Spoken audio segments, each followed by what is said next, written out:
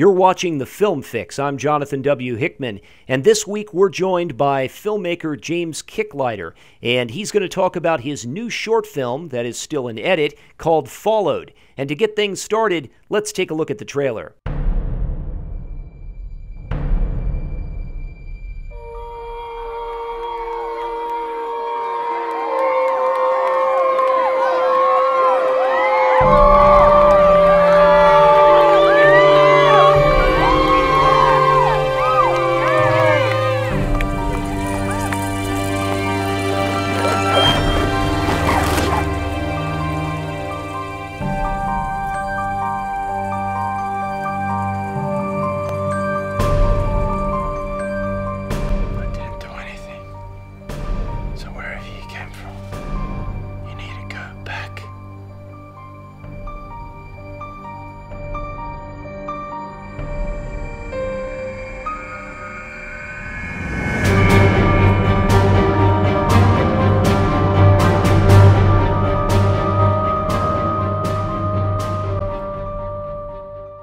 Well, James, that was quite a trailer, and I'm sure that the movie is going to be something else. I've heard very good things. Thank you for joining us, James.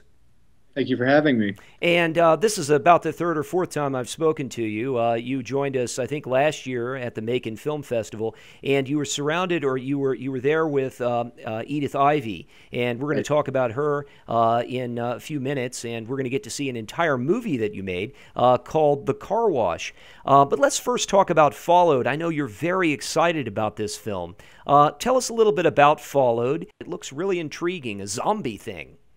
Well, thank you. It's an interesting experience for me because I first got the script about a year ago. The writer Maureen Cook had just written the first draft, and she sent it to me right after completing The Car Wash, which you guys will see in just a moment. And I told her, well, you've seen my other work. I don't know a thing about making a zombie picture. I could not begin to tell you. And she said, sit down and read this story. And the thing that's fascinating about Followed is it's a socially conscious monster movie in which the zombies symbolize society's disadvantaged and oppressed. So it's not your traditional flesh-eating zombies. These are zombies that something bad has happened to them, and they've come back to follow the person that may or may not have been responsible for that thing. Well, most zombie movies, as we know, are quite gruesome. Right now, we've got this television show on AMC, The Walking Dead, and it can only be shown, I guess, after 10 p.m. or something. It's quite gruesome, but it's very good. I don't know. You didn't go that route, did you, with this film? Your zombie take's different. No, it was. And, that's an interesting decision because, as a director, when you prepare to create a project, one of the things that I think is important is to go back and do some research and watch what's happening now. And of course, The Walking Dead was one of the first things that we looked at because I wanted to know how are we going to make something that's unique from what's currently in the marketplace, Zombieland that was released last year. Yeah, it was shot right here in Noonan. Yeah. Mm-hmm. A lot of films here in Georgia have ironically had a lot of zombie pictures here lately. But it was important for me to see what was being made so that way I would know how to do this differently. And because the story lends itself to a different type of zombie, I felt it was important that we also make a different type of zombie film. These are not the terror that the people have from these zombies are not the kind of terror that we have traditionally seen on screen. Normally, when someone sees a zombie, they're terrified that they're going to be infected. And in this case, the zombies are not terrifying because of infection, but because they're scared that they're going to come home with them. They're scared that they're sort of like that person. I have a zombie for a roommate. Yeah, it's like that person that you see under the overpass every day when you're driving to work. That homeless guy that you see, you know that person's there, but you don't want to acknowledge that person because if you do, you suddenly might feel responsible for them. And that's why people are terrified of these zombies. Well, you assembled an excellent cast. Edith Ivey is in this film, and you've worked with her on at least 2 other occasions. You also have an Australian actor in this, right? Talk about him. Aaron Arkin is brilliant. He's a wonderful, wonderful actor. This is the first film that he's done in the United States, but he's done some Australian film and television. He's been working for the past 10 years down there, and he's recently come over to the United States. We found him as part of IMDb's Fresh Faces program. We had been talking to a lot of different actors. We had some major names that were really interested in this, and then we found Aaron, and I just was blown away. He just had a certain subtlety to his performances that I thought was very important for the nature of the story. He wasn't over the top, and he really nailed his auditions. So we were fortunate to get him on board for that, and we're very, very pleased with his performance. And I noticed that the trailer ends with sort of a hint. There's a button in the hand of the little girl, and I don't know. Can you shed some light on that and give us a little bit of the mystery?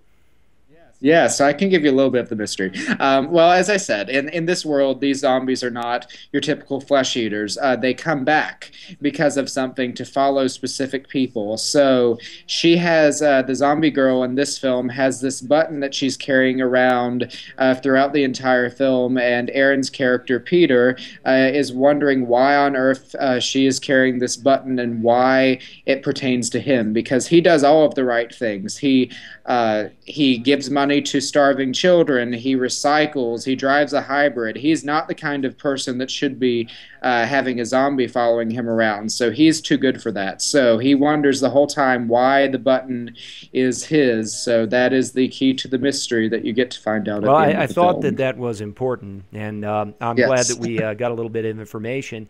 It's interesting that you should say that the zombies are not your typical flesh eaters. I don't know if you had an opportunity a few years ago. Jason Wynn and I spent some time. Jason Wynn is, of course, your director of photography on this. Jason Wynn and I had some time to spend with George Romero, and we did a very good interview with him.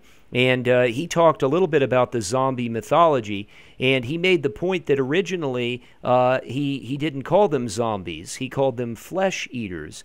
And a film critic, ironically enough, at least that's how he attributed it in the interview, designated them as zombies, and it just stuck. I think it was Cahiers du Cinema that first used the word zombie, and I said, maybe they are zombies, a different kind of zombie. They're the neighbors, you know. In your mythology, the mythology that you're espousing in this movie Followed, are they flesh eaters or are they called zombies? I mean, what's the nomenclature for this universe that you're dabbling in here? Well, it's certainly, they're not really zombies. They're zombies from the audience's perspective, but in this universe, they're followers. They are always known as the followers. There's a big political scene at the beginning where a congresswoman gives a speech, and she's explaining why her government and why her party's policies are not responsible for these followers. They're just a certain part of nature. They're essentially, it's natural selection, it's evolution, and these zombies, from our perspective, they're just followers in this world, and they're just part of everything that they do. They're not, it's not like an invasion. The invasion has already begun, and it's been there for maybe thousands of years. These are just people that are part of everyday life. It's something they've come to expect, just like cats and dogs in your house. So very much the normal to see these Sure. kind of people. Were you concerned about the fact that the zombie thing is really getting kind of played out? We were talking about Walking Dead. I really like that show, but I just don't see it as being a really long kind of run on television, even though it's had an explosive beginning, because I think that eventually this is going to play itself out. Were you concerned about doing what a lot of times they say in the movies, a genre picture, and that usually designates low-budget horror? Were you a little concerned about that? Because you did a documentary, did several documentaries, then you do this very, very touching little short that we're going to see in a moment, and I think, well, this is going to be, then you do what may be a genre picture, and I haven't seen the whole thing, haven't read the script. So do you get what I'm saying? Sure. No, that's a fair question, and if you watch the trailer, you could definitely get the impression that it is a genre picture. I think that I read an interesting article the other day where Scott Rudin was talking about True Grit. And The Social Network, of course, he's been nominated, well, has not been yet, but I would predict will be nominated for 2 Academy Awards for Best Picture for both of those, and probably one of them will walk away with it. He was talking about cycles in the film industry, and he was referring that the Western was something that people said was dead, and it just never would come back. It would never be successful. The same thing was said about the pirate genre a few years ago when Cutthroat Island was released, that was the end of it. And Pirates of the Caribbean came swinging out. So I think that the moral to the story here is that it's not as much about the genre as it is about the story. If you're telling a story that you believe in, that you're confident in, the genre, of course, is part of that. But ultimately, at the end of the day, it's about how the audience is going to respond to the story that's held within. And I think that this story, when I first read it, you know, this was right after Zombieland had been released, so it was just kind of starting a revival of some zombie of the zombie genre. The self-aware zombie picture. There was a movie called Fido that had the great Billy Connolly in it, and I don't know if you've seen that, where there was this zombie war, and it's a fantastic little movie, very entertaining. And then we had Zombieland, which took that a bit more commercial. Of course, you had a great cast there with Bill Murray as a cameo. You worked with Jason Wynn on this, and I'd be remiss if I didn't mention Jason, of course, shot a movie right here in my hometown called The Fat Boy Chronicles. And I don't know, have you seen Fat Boy? I have. It's a very good movie. And he didn't DP that. He had a very gifted director of photography called Jeremy Osborne. And Jason used his camera, which is the really fantastic 7D. Occasionally, we have a couple of T2Is that we shoot a lot of our stuff on. And then also you used what else did you use? You used the Panasonic as well for the Vericam. Yes. So you had some crane shots in the movie. Are there any shots? Tell us about working with Jason, and then give us a little bit about the production and working with both of these cameras, and then sort of melding the stuff together from a tech standpoint. Right. Well, the Vericam we used on the first day of shooting for the big political scene because one of the things, it wasn't in the short story, this entire sequence, but we wanted to use it to help set a context for the rest of the story, because one of the things that we found in the adaptation process is while we liked the way it started, again, it goes back to translating it. So when you're translating from the short story to a film, it was important for us to give the audience a very cinematic look when we open into the film and open into this universe. And I felt like the best way we could do that was to get a big 20-foot crane and, you know, do some really nice There's big nothing shots. like a huge crane and you know, the camera and all of that to make you feel like you're really making a movie. It does. It really, you know, I don't have to have it every time, but it was really good for this one. So, you know, it was nice to have that. So we used the Vericam, and the nice thing about the Vericam is that it is exactly what it sounds like, variable. So you can change it to different frame rates and change it to different dimensions and such to match whatever you're shooting on. So because we use the Vericam, we were able to modify it to also match what we were shooting on the 7D. So that way it's going to be seamless between the two cameras. I don't think audiences will tell a difference other than the fact that one's on a crane and the other's on sticks. So that's the big difference. Well, and the 7D is somewhat variable. You can shoot in 24 or 60 or 30. Jason Wynn, you got any good things to say about him working with Jason? Well, Jason's a really good guy. This was the first film that he has actually DP'd. He has directed and he's edited and he's done all kinds of different things, but he'd never DP'd a film before. So I've known Jason now for about 3 years, and we've wanted to do a project together. So a few months ago, I had just gotten back from California on something else I was working on, and he was having a screening of The Fat Boy Chronicles, his new film, and I went to go see it. It was fantastic.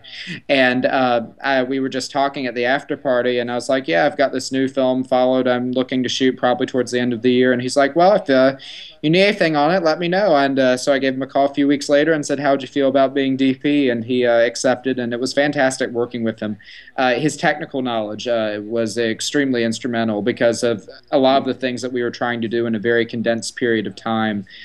Jason was very instrumental in making sure that some of those things flowed very nicely.